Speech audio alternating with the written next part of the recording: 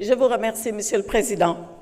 Monsieur le Président, une fois n'est pas coutume, je vais commencer ce que je n'ai jamais fait par répondre à quelques-uns de mes collègues.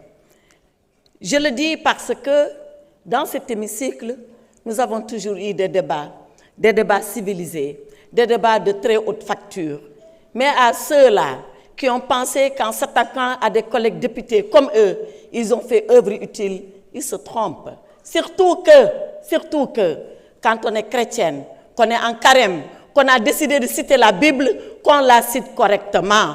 La Bible dit, et exactement elle dit, que ce sont les derniers qui seront les premiers, et pas que les premiers seront les derniers. À ceux-là qui ont dit qu'ils ont un maquillage, un démaquillant, ce démaquillant, il est sale. Je les ai connus à l'étranger plus posés et plus responsables que cela. Ce n'est pas le micro qui fait la personne, ce sont les idées et le comportement qui font la personne. Cela dit, Monsieur le Président, parlons de la loi.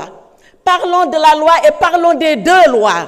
De la loi du 13 mars 2024, celle-là que nous avons voulu porter au nom du peuple ici, par des députés comme vous, qui l'ont votée pour ramener le calme et la cohésion nationale ici au Sénégal. Parlons de cette loi du 13 mars 2024 qui a dit si nous sommes des Sénégalais et si nous sommes des humains, comme Nelson Mandela avait dit alors à ces geôliers de l'Afrique du Sud, à ceux-là qui avaient prôné l'apartheid, pardonnons parce que nous voulons retrouver l'humanité en nous. Et parlons de cette fameuse loi, parlons de cette fameuse proposition de loi, cette loi qui fissure la société sénégalaise, cette loi de règlement de compte. Alors, Monsieur le Président, je dis une chose, mes honorables collègues, à ceux qui veulent voter la loi, votez-la.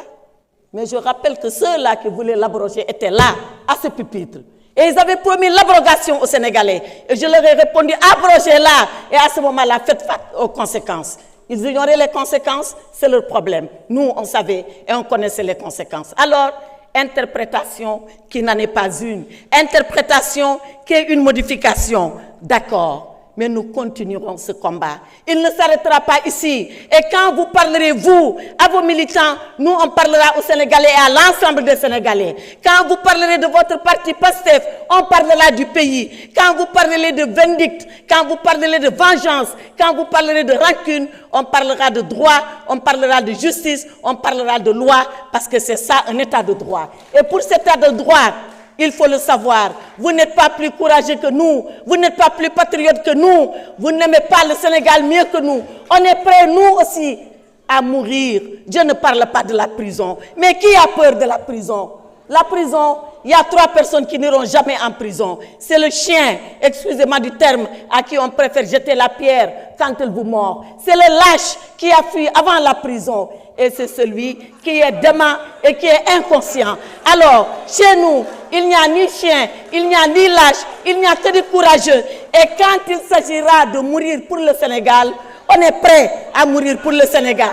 On est prêt à aller pour le Sénégal. Alors, vos leçons de courage, gardez-les pour vous. On n'en a pas besoin. Vos leçons de patriotisme, gardez-les pour vous. On n'en a pas besoin. Vos leçons que nous aimons plus le Sénégal.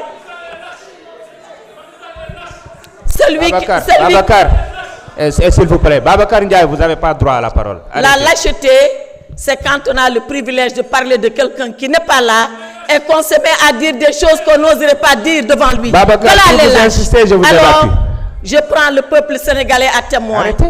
Et je dis à ce peuple vaillant, je dis à ce peuple courageux, je dis à ce peuple qui jamais n'a oublié son histoire, regardez ce qui se passe ici, à l'Assemblée nationale. Et demain, l'histoire le notera. Demain surtout, la vérité éclatera. Faites ce que vous avez à faire. On continuera de faire, nous, ce que nous avons à faire.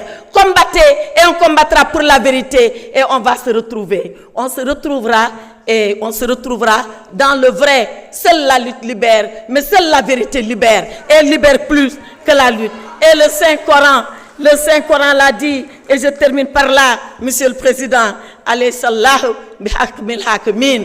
Dieu est le seul juge et Dieu jugera en tout. Merci beaucoup, honorable. S'il vous plaît.